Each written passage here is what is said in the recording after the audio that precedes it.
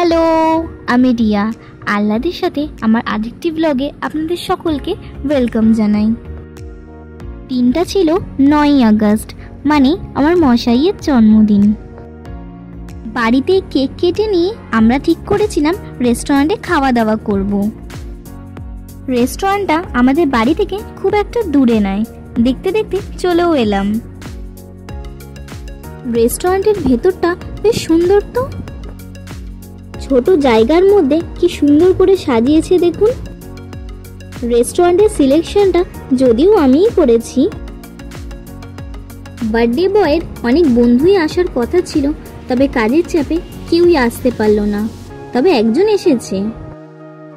Starter order করে নিয়ে ভাবলাম বার্থডে বয়কে দিয়ে ছোট একটা কেক কাটিয়ে নেওয়া যাক। বাড়িতে কেক কেটেছে বলে এখানে পেস্ট্রি কাটতে বললাম। ও তো না করছিল, তবে আমি শুনিনি। ওদের সবাইকে একটু জল ঢেলে দিয়ে আমিও নিয়ে বসলাম এই স্টার্টারটা। কি সব নাম, গাইসাই টাকরাই নাকি। খেতেও বেশ ছিল, আবার গন্ধরাজ লেবুর পাতাও দিয়েছে দেখুন, তাই লেবুর স্মেল আসছিল এতক্ষণ ধরে। আমি যেহেতু ঝাল একদম খেতে পারি না, তাই আমার বেশ স্পাইসি লাগলো এই স্টার্টারটা। ওদেরও দেখছি বেশ ভালোই লেগেছে এটা। তারপরে চলে এলো আমাদের main course, fried rice, noodles আর ট্যাংরা স্টাইল চিলি চিকেন। বেশ সুন্দর করে সাজিয়ে দিয়েছে দেখুন ওপরটা।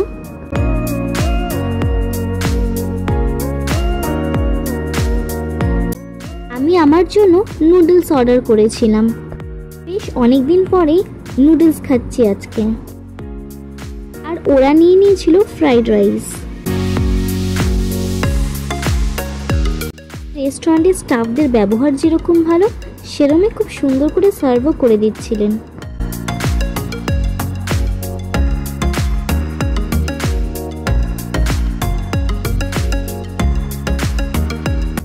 চিলি চিকেন দিয়ে নুডলসটা খেতে বেশ ভালোই লাগছিল।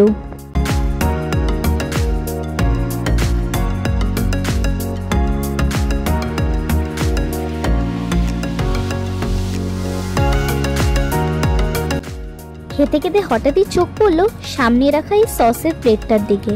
দেখুন কত রকমের সস রয়েছে এখানে। চাইনিজ রেস্টুরেন্ট, সস তো থাকতেই হবে, তাই না?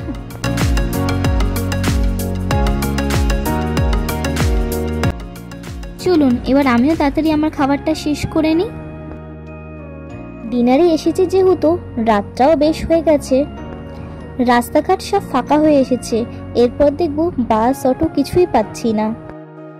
একটু করে সবাই ফটো তুলে নিলাম। এবার চলুন বাস অটো থাকতে থাকতেই বেরিয়ে পড়ি।